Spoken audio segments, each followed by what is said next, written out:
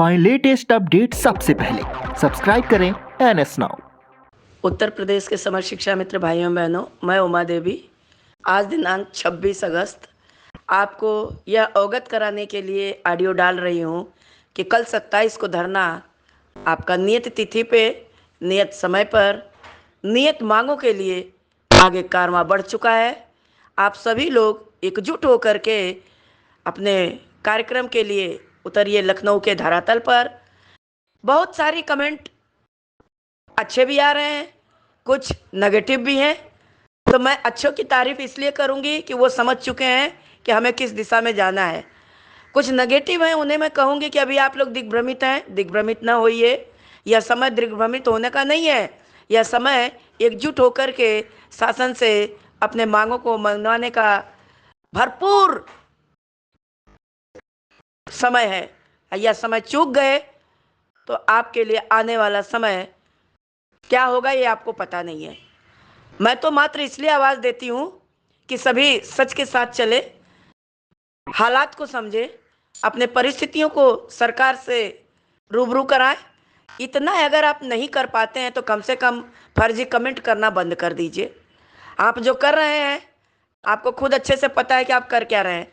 मैंने आवाज दिया, जब आवाज दिया शिक्षा मित्र हित में दिया, संगठन के खेल में आवाज मैंने नहीं दिया है। मैं कभी संगठन की पक्षधर नहीं रहती हूँ। मेरा उद्देश्य होता है कि अगर हमारे परिवार में किसी भी तरह की परिस्थिति अनुकूल नहीं है, उसको अनुकूल बनाने के लिए हमें चाहे जिस रास्ते को अपनाना पड़े हमें अपनाना चाहिए। यहाँ मैंने देखा कि सब स्वयंभू, कौन कहता है कि बड़ा संगठन, यदि यह बड़ा संगठन रहा होता तो 25 जुलाई 2017 को आपके घरों में लाशों का अंबार न खड़ा होता। यह बड़ा संगठन, स्वयंभू संगठन अपने कार्यों की जिम्मेदारी निभाया होता तो आज 75 संगठन 75 जिले में, बल्कि 75 जिले में भी और भी संगठन बन चुके हैं। ये संगठन बनते ही नहीं। और शिक्षा मित्र हित की बात यदि की जाए तो केवल एक चीज हुआ है कि संगठनों की बढ़ोतरी होते चली गई है। 4 भाई बहन जुड़ गए तो उन्होंने अपना संगठन बना लिया। कभी विचार करो कि कर्म कैसे करना चाहिए, संगठन में किन किन दायित्वों का या किन किन कर्तव्यों का निर्वहन करना चाहिए। यदि नहीं आता है तो जो चला रहा है उसको शांति से चलने दीजिए। आप लोग खाली अंधभक्ति में परेशान हैं, इसलिए अंधभक्ति आपकी है कि आपके संगठन का वजूद पहले भी 0 था, अब तो -0 जा रहा है। आप दूसरे को बेवकूफ़, अंधभक्त तो 4 ऐसे होते हैं जो चारों दिशा में नाचते हैं, और जो ईमानदार होते हैं बेचारे वो शांति से पड़े रहते हैं। वो अपने मुखिया का इंतजार करते हैं कि जो आवाज़ आएगी उस दिशा की तरफ मुड़ जाएंगे। तो मैं उत्तर प्रदेश के सभी शिक्षा मित्र भाई बहनों से कहूँगी कि कल लखनऊ के धरती पर उतरिए। कल सरकार से आप अपने दर्द का एहसास कराइए, साथ ही उन संगठनों को करारा जवाब दीजिए जो संगठन आज भी गुमराह कर रहे हैं, शिक्षा मित्र हित से खिलवाड़ कर रहे हैं, शिक्षा मित्र परिवार के भविष्य से खिलवाड़ कर रहे हैं। जबकि 3-3 पीढ़ियां आज अभी स्थापित हो चुकी हैं, तब भी इनका अभी संगठन का मोह भंग नहीं हुआ। वो चंदे की दुकान इनका बंद होने का नाम नहीं ले रही है, वो इनका लालच खत्म नहीं हो रहा है। तो ये तो अपने खुद के लालच के लिए परेशान है। इनके वीआईपी कुर्ते, गाड़ी, लग्जरी, वीआईपी होटल, इनका रहने का तरीका जो आज हो चुका है वो तो भैया एमएलसी बने जो सदन में बैठे हैं उनसे भी आगे चल चुका है, क्योंकि इनकी क्रीज खराब नहीं होनी चाहिए। और उमा देवी तो आपके लिए धरातल पे बैठती है, मंच का तो कभी नाम ही नहीं लेती है। मंच की तो वाकई अगर हकीकत पूछे तो मंच की तो जरूरत ही नहीं है। आइए ना धरातल पे सब एक साथ एक बिरादरी की चटाई पे बैठे। क्यों नहीं कोई नेता बैठता बिरादरी की चटाई पे? क्यों उसको मंच ही दिखाई देता है? उमा देवी तो साल भर बैठ के दिखाई और फिर तैयार है दिखाने के लिए आपको कि धरातल पे कैसे बैठा जाता है, एक बिरादरी की चटाई कैसी होती है, अपनों का दर्द बांटने का जज्बा कैसा होता है। और छलावा, ढोंग, आडंबर जो कर रहे हैं उनकी स्थिति तो सभी को पता है। इतने समझाने के बावजूद भी जब मैं 2 जुलाई से आवाज लगा रही थी, कुछ भाई बहन मेरे से पूछ रहे दीदी 5 अरे भाई तो 5 से पहले तो 27 आ रही है, आप 27 को क्यों नहीं आ रहे? 27 को क्या परेशानी है? अगर आपको लगता है कि आप भी शिक्षा मित्र हित में उतर रहे हैं तो चाहे जितने उतर रहे हैं एक धरातल पे उतर जाइए। काहे के लिए आप अलग तिथि, हमने पहले कह दिया।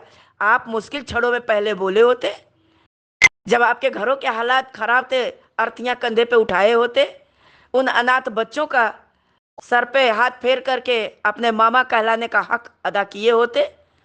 मैंने तो मौसी कहलाने का हक भरपूर अदा किया। यदि आपको न पता हो तो ये आपकी नासमझी है, मेरी नहीं।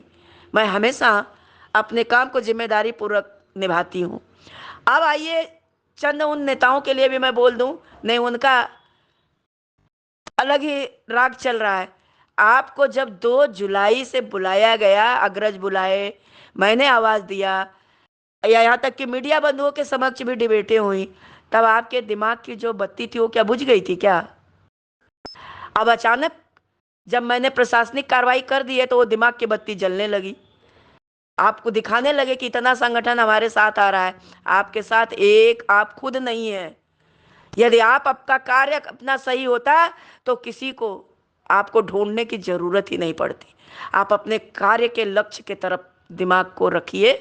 मेरा इसलिए अभी समझाने का, संदेश भेजने का आशय हुआ कि मैं रक्षाबंधन वाले दिन भी अग्रज भाइयों के समझाने पे मैंने उस दिन भी आप लोगों को ऑडियो डाल के कहा था कि आइए, आज रक्षाबंधन है, ये बहन आपको आवाज दे रही है, सभी लोग एक मंच पर आ जाइए।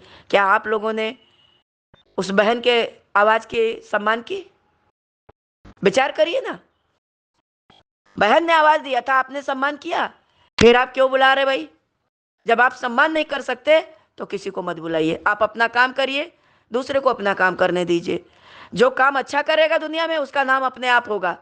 आप भीड़ 5 लाख की लेकर बैठिए, क्या दिक्कत है हमको भाई? हम 5 पे ही जीत के आएंगे, ये मेरा वादा।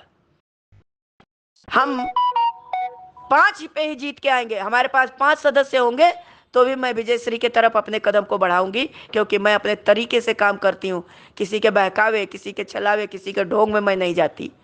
और मैं आम शिक्षा मित्र भाई बहनों से कहूंगी कि आप लोग किसी भी विसंगति को न मानिए, किसी भी आडंबर को न मानिए, किसी भी चंदे के दुकान को न चलने दीजिए।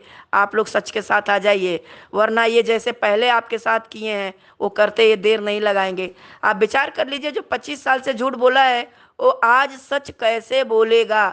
अभी मेरे कुछ भाई बहन जो मेरे को एक संदेश दे रहे थे, मैं उन संदेश के लिए उनसे कहूंगी कि काम करने वालों का तरीका देखिए, उनकी जिम्मेदारी निभाने का तरीका देखिए, उनके जज्बे को देखिए, और हालात में, परेशानियों में, मुश्किल क्षणों में कौन अकेले कदम बढ़ाया, निःशुल्क और निस्वार्थ, उसको सलाम करना सीखिए। वरना लुटेरे तो बहुत खड़े हैं दुनिया में। मैं पुनः शिक्षा मित्र भाई बहनों से अपील करूंगी कि कल 27 अगस्त को लखनऊ के धरती पर आप उपस्थित होकर अपनी सहभागिता निभाते हुए, अपनी एकजुटता दिखाते हुए अपने हक हुकूक की लड़ाई के लिए धरातल पर उतर जाइए। जय शिक्षा मित्र, जय समाज।